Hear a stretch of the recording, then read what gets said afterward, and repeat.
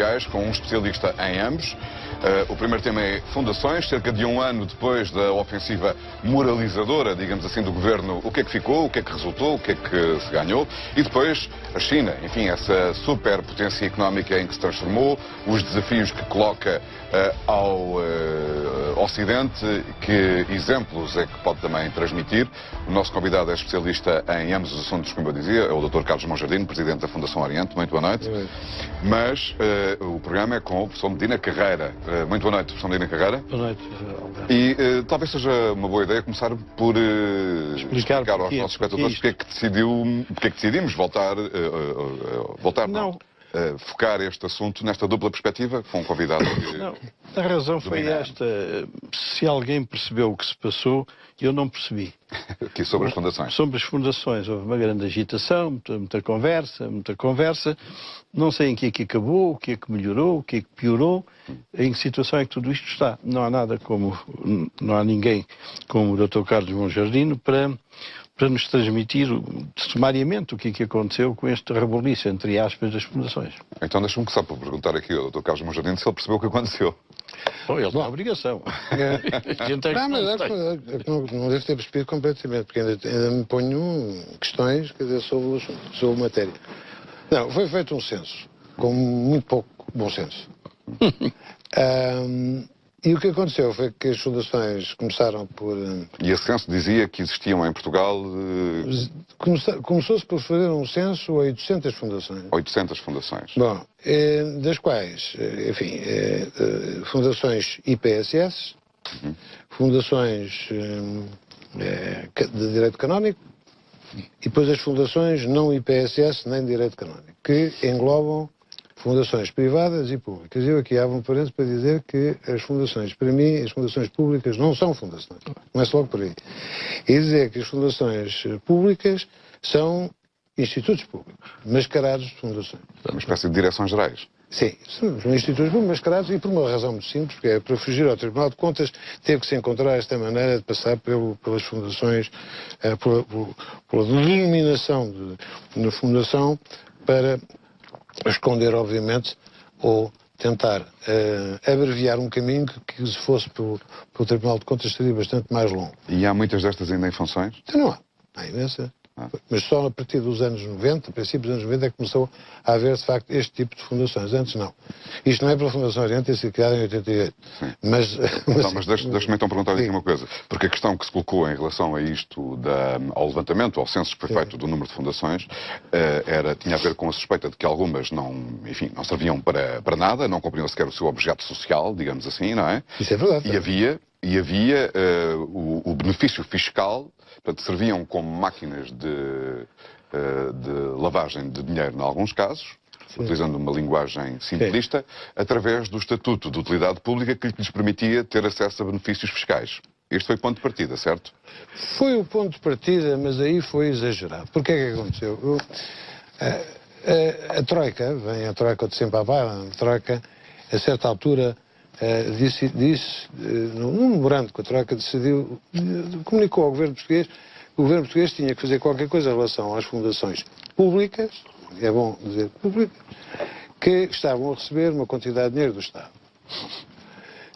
Isso fazia todo o sentido e faz todo o sentido saber e controlar minimamente essas fundações. Bom, depois o governo achou que devia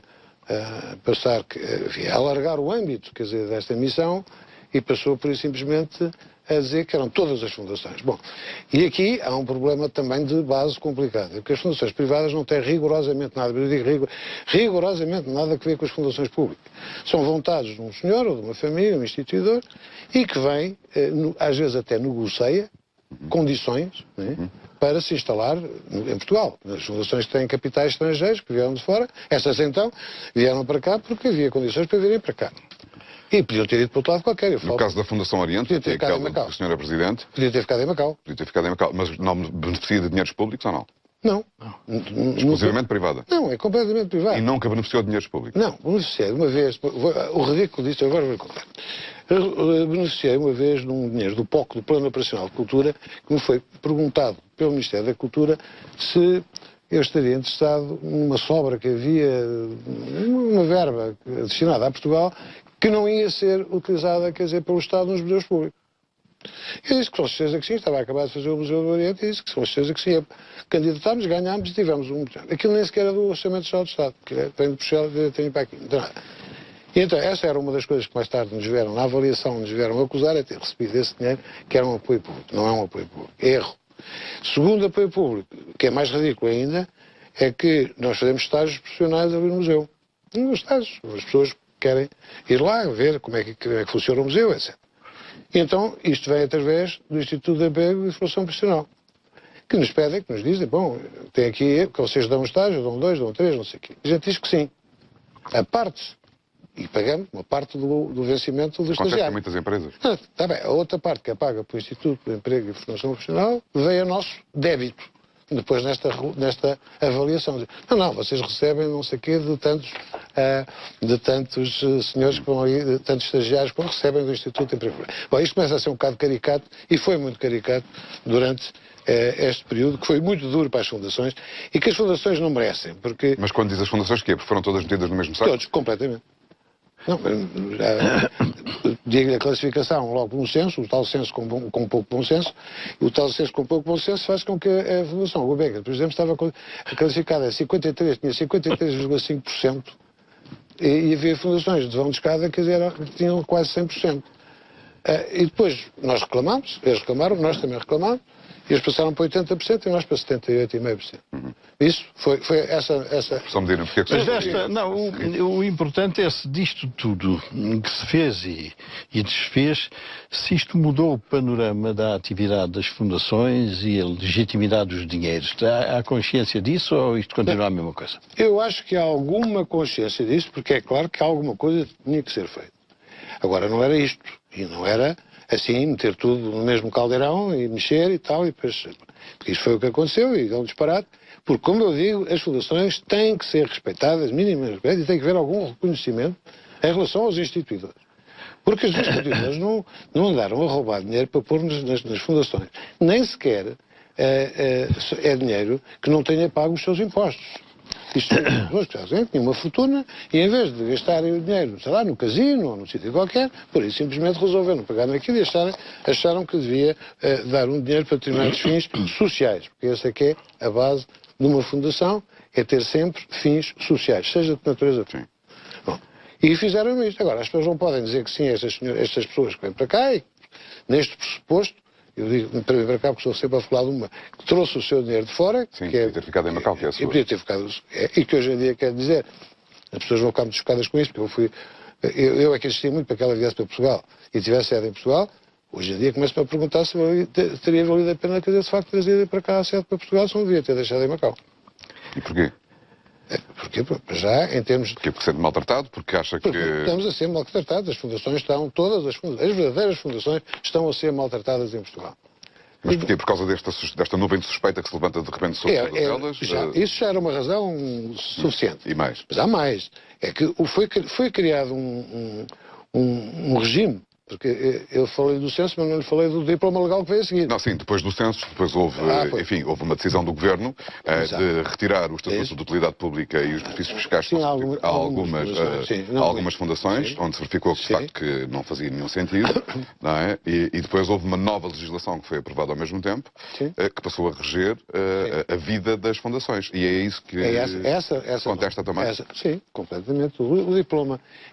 Eu, quando as coisas podem ser evitadas e não são por teimosia ou porque alguém que nem sequer depois percebi era alguém que estava suficientemente à vontade para tratar deste assunto, que fez um diploma legal e que depois a seguir era mais fácil ter falado connosco, não é connosco, comigo, sei lá, com o Artur Santos Silva, com o Rui Vilar, com pessoas que conhecem. As pessoas que sabem que estão nisto há não sei quantos anos. E dizendo, pelo menos dava a nossa opinião, dizia, não façam isto, façam aquilo, não sei o que. Não ligaram, Pavide, quer dizer, em bom português, não ligaram pavide, quer dizer, aquilo que a gente disse. E depois a gente está numa Surpreendo, professor Medina. Não, nada me surpreende. Eu, neste episódio, praticamente abandonei o seguimento do caso quando a Gulbenkian apareceu mal classificada. Quer dizer, andou a trabalhar aquilo alguém que nunca passou na Praça de Espanha, nem na Avenida de Berna. Não vale a pena perder tempo com essa gente. Mas... E tem ideia, só para encerrar este capítulo, o que é que o dinheiro público poupou, beneficiou com esta ação? É óbvio que sim, porque algumas fundações foram fechadas. E, portanto, havia fundações que está que era um escândalo. Mas é interessante dizer que, apesar de tudo, que eram as fundações públicas, não eram as privadas. Claro, Mas disse-me há pouco que se mantém algumas dessas fundações públicas. Mantém, algumas mantêm. E essas, na sua opinião, continuam a ser um escândalo? Essas funcionam. Não é? O modelo não é o bom, para mim. Não as considero sequer como fundações. Claro. Agora, dentro do modelo que tem, são sérias, funcionam bem, não... É agradável pedir-lhe um ou dois exemplos, ou não? O saco é que está errado. Não diz? Não. Pronto, nós vamos investigar, está bem. Eles são francamente... O outro ponto que se tinha sugerido para a nossa conversa é aquilo que eu chamo a crise do Ocidente, não sei se outros também chamam, que é inegável. Só quem não quer ver é porque anda distraído ou porque vê mal. E isto é um ponto que tem sido focado ou tentado focar-se aqui várias vezes. Porque a explicação para o que está a acontecer no Ocidente não é inequívoca. E raramente as pessoas colocam a raiz dos males do Ocidente onde, a meu ver, ele existe. Os males fundamentais. Os males fundamentais que não são exclusivos de Portugal. Não, e, portanto, por isso é que fala do Ocidente, não é? Não, pois está bem. Portugal está aqui numa coisinha à parte. Num cantinho à parte. Bom, tem esses problemas e mais alguns. Bom, depois nós apanhamos por tabela os males da globalização, mas depois, como se não fosse pouco, acrescentámos mais alguns que são da autoria dos políticos por aí têm andado. E esta ideia da raiz do mal ser a globalização, quer no plano financeiro, porque o dinheiro começou a andar pelo mundo em inteira liberdade e isso permitiu todos os desmandos que têm ocorrido, como do ponto de vista económico. Porque o que aconteceu muito sumariamente foi que aquilo que se fazia aqui, aquilo entre aspas, passou a fazer-se lá fora. Bom, e derivaram daqui duas consequências gravíssimas. O que nós fazíamos internamente nos nossos países, na Europa, como uma unidade, passou a fazer-se lá fora. E lá fora, em alguns sítios... Em alguns sítios lá fora, muito especialmente na China. E por isso é que a China aparece aqui como um capítulo autónomo. Mas não é o único país, não é? Não, eles estão espalhados. Não sei, o Dr. Monjardino conhece isso melhor, o Vietnã e a Malásia. Sim, mas se falarmos nesta divisão entre Ocidente e Oriente, não é? Temos a Europa e os Estados Unidos de um lado e temos a China, a Índia, o Japão menos nos últimos anos, não é? Sim. E aquelas economias emergentes do Sudeste Asiático. Sim, mas do ponto de vista das consequências, tenha sido a China, tenha sido outro país qualquer, a verdade é que o que aconteceu foi, deste espaço que chamamos Ocidente, convencionalmente, saíram muitas atividades. E essas atividades fizeram com que passássemos a ter que comprar lá fora aquilo que fazíamos. Conseguindo passámos a ter balanças comerciais, em muitos casos, deficitárias. A maior parte dos países da Europa têm balanças deficitárias. A França, por exemplo, é um caso que eu tenho presente. Se for ver a balança de transações correntes da França, é positiva, pouco positiva até em 2002, 6, 7, 14, e passou a negativa, 12, 15, menos 20, menos 20, está em menos 70. Bom, isto é aquilo que o professor Medina Carreira e outros chamam a desindustrialização da Europa. Bom, é que foi a indústria, basicamente, que saiu. E a indústria era o grande trunfo da hegemonia económica do Ocidente. A Revolução Industrial fez-se aqui, e aqui se desenvolveu, e os países, enfim, da Europa, muitos deles, os Estados Unidos, levaram muito longe o desenvolvimento industrial. Então, é o seguinte, perdemos esse monopólio, entre aspas, de saber fazer indústria. Mas então houve muita gente a errar ao mesmo tempo, professor Medina Carreira. Não, isto é fruto do liberalismo da senhora Thatcher e do presidente Reagan. Que aparentemente conseguiram convencer muita gente, não é? Bom, aqui convenceram, e isto mantém-se, a meu ver, num silêncio gelado, porque quem ganhou muito com isto foram os multinacionais. as deslocações, para ter uma noção do peso disto, li aqui há uns tempos, em 2006 ou 2007, 60% das exportações chinesas eram produção de multinacionais americanas que foram para lá. Está a ver? E ficámos com outro problema gravíssimo, que foi o desemprego. O desemprego